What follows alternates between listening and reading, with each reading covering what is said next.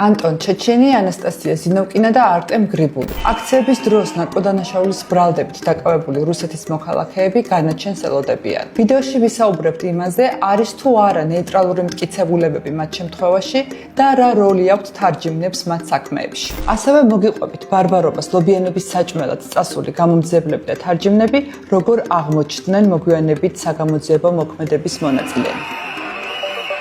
აქციების დროს ნარკოდანაშაულის ბრალდებით სულ 6 პირი დააკავეს. მათი საქმეები ერთმანეთს არაერთ კომპონენტში ჰგავს. ბრალდებულები ამბობენ, რომ მათ ნარკოტიკი აქციებში მონაწილეობის გამო ჩაუდეს.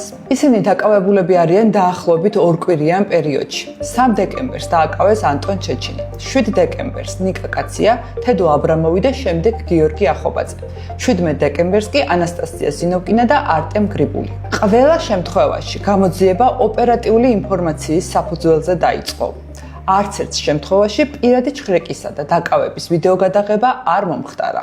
ბრალდებულების ჩვენებები მსგავსია მათგან დნმ-ის უკანონო მოპოვებასთან დაკავშირებით, ნარკოტესტირებაზე არ წაყვანისა და ადგილზე იმაზე მეტი პოლიციელის ყოფნასთან დაკავშირებით, ვიდრე ეს საქმეში ოფიციალურად აისახა. რომ აღარაფერი ვთქვათ საქმეში ფიგურანტ პოლიციელებთან დაკავშირებით. ემილ კუპრავა, მირზა ჯაფარიძე, ბაქარ ლებანიძე და სხვები. ცენტრალური კრიმინალური პოლიციის დეპარტამენტის დეტექტივ გამომძიებლები. ახლა კი თარჯიმნების შესახებ. გამომდინარე იქიდან, რომ დაკავებულები რუსეთის მოქალაქეები არიან, მათთან ჩატარებულ საგამოძიებო მოქმედებას, როგორიც არის პირადი ჩხრეკა და დაკავება, რუსული ენის თარჯიმნებიც ესწრებოდნენ. ანუ გამოდის, რომ გარდა პოლიციელებისა, ჩხრეკა დაკავების დროს ადგილზე სხვა ფუნქცია მოვალეობის მქონე პირებიც იმყოფებოდნენ. პროკურატურა კი თარჯიმნებს ნეიტრალურ მოწმებას წარმოაჩენს და ამბობს, რომ მათ ობიექტურად შეუძლიათ დაადასტურონ, თუ რა ვითარებაში ჩატარდა პირადი ჩხრეკა. დაცვის მხარე კი უნდობლობას უცხადებს მათ და ამბობენ, რომ ისინი პოლიციელებთან დაახლოებული, ანგაჟირებული თარჯიმნები არიან და მათი ნეიტრალურ პირებად განხილვა არ შეიძლება. შორენა ტაბატაძე და ანაიდა საფარიანი, ისინი სათარჯიმნო კომპანია ინტელექტ მარკეტში რუსული ენის თარჯიმნად მუშაობენ.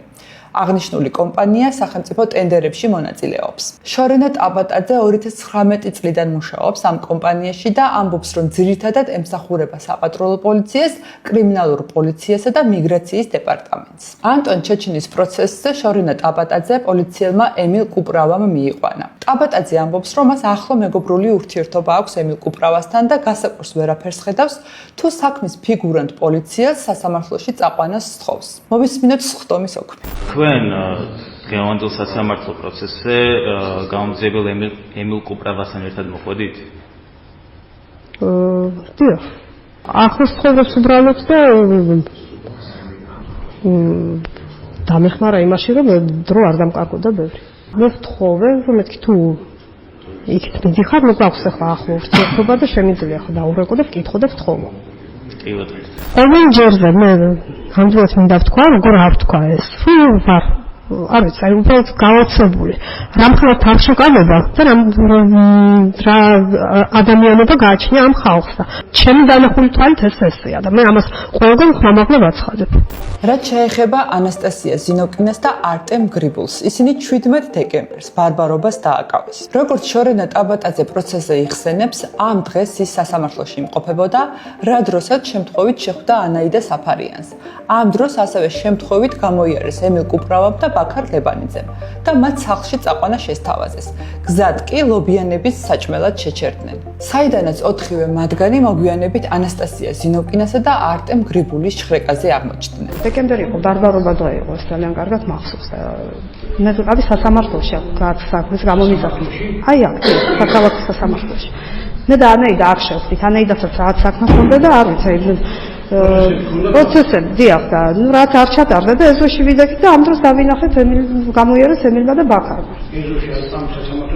დიახ ბატონო.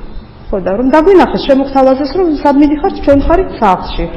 ვერად ცხოვრობს ანაიდა, მე ცხოვრობ ვარდისობაში და ჩვენ ზაგიყვანთ შემოგთავაზეს. კი ბატონო, დავსხედით და რადგან იყო ბარბარობა, მოდით გავჩერდეთ ლობიანების შევჭამოთ.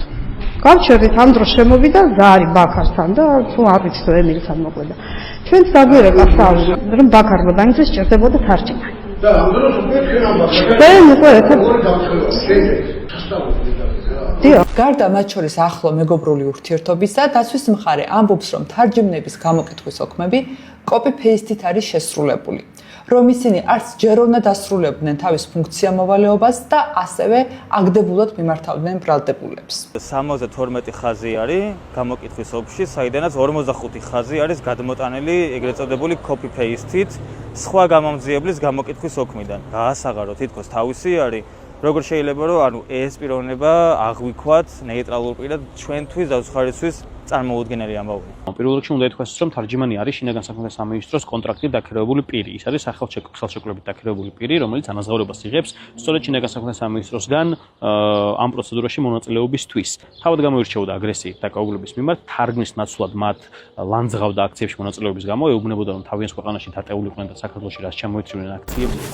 უყურეთ რა ავოდიში კამერები უყურეთ მე პროცესი. ამას გარდა, გამოძიების ვერსიით ანასტასია ზინოვკინასა და არტემ გრიბულის სახლის ჩხრეკის დროს ასევე აღმოჩნდა ნარკოტიკული საშუალება. დაცვის მხარე კი ამბობს, რომ ისევე როგორც პირადი ჩხრეკის დროს, სახლის ჩხრეკის დროსაც იგივე წარმატებით შეძლებდნენ პოლიციელები ბინაში ნარკოტიკის ჩადებას. იმის გათვალისწინებითაც, რომ არტემ გრიბულის გაჩხრეკვის შემდეგ მათ ხელი მიუწვდებოდათ ბინის გასაღებზე. უშუალოდ ბინის ჩხრეკის მიმდინარეობაზე კი ადვოკატები ამბობენ, რომ ის ზედაპირულია, ვინაიდან პოლიციელებმა იცოდნენ თუ სად ჩადეს და საიდან უნდა ამოიღოთ შემდგომ ნარკოტიკული საშუალება. როდესაც ამოიღეს გასაღები არტემ გრიბულისგან, ისინი ჩადეს ქაღალდის კონვერტში, არა სპეცპაკეტში, რომელიც ილუქება მჭიდროდ. იძახიან, რომ დავლუქეთ ამ ქაღალდის იმაში, რომლის გახსნაც შესაძლებელია. ილუზიას ქმნიდნენ, თითქოს რაღაცას ეძებდნენ და ძალიან კარგად იცოდნენ სად რა. იმდენად ზედაპირული ჩხრეკა იყო, რომ ორი ამხელა კატა ვერ იპოვეს. ჩხრეკას ესწრებოდა ბინის მეპატრონე. ეკა გოგისვანიძემ სასამართლოში დაკითხვისას დაადასტურა, რომ იყო მომენტები, როდესაც პოლიციელები მუდმივად მისი თვალთახედვის არეში არიყვნენ. ანუ თუ სწორად გავიგე, თქვენ ადასტურებთ, რომ ეს ერთი მომენტი და თუ საჭიროა კიდევ რამდენი მომენტი შეგვიძლია განახოთ. დიახ. თქვენ პოლიციელებს ვინც ჩხრეკას ატარებდნენ, მათ შორის ვინც კარადას აღებს ამ ვიდეოზე, თქვენ მუდმივად ვერ ხედავდით. ამასეა? დიახ. ვერ ხედავდით. მიუხედავად იმისა, რომ პროკურატურა ხშირად ახსენებს ბინიდან ამოღებულ სასწორსა და ზიპ პაკეტებს, აღსანიშნავია, რომ ბრალდებულებს ბრალი გასაღებისთვის არ ედებათ.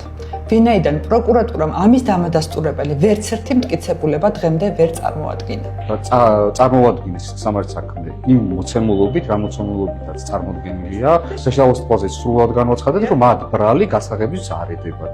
მათ ბრალი ედებათ განსაკუთრებით დიდი ოდენობით ნარკოტიკული საშუალებების უკანონო შეძენის შენახვისთვის ჩადენი წინასწარი ჯგუფის მიერ. ერთ იმ ექსპერტიზაზე, რაც არის დანიშნული პროკურატურის მხრიდან, მსგავსი გარემოება ვერ დადგინდება. ექსპერტიზები დანიშნული არის მათ შორის მობილურ ტელეფონებზე, კომუნიკაციებზე. პროკურორი გახდა დღეს უზრუნველია, ეთქვა, რომ არა, თურმე ამოღებას არ ვედავებით რეალიზაციასო.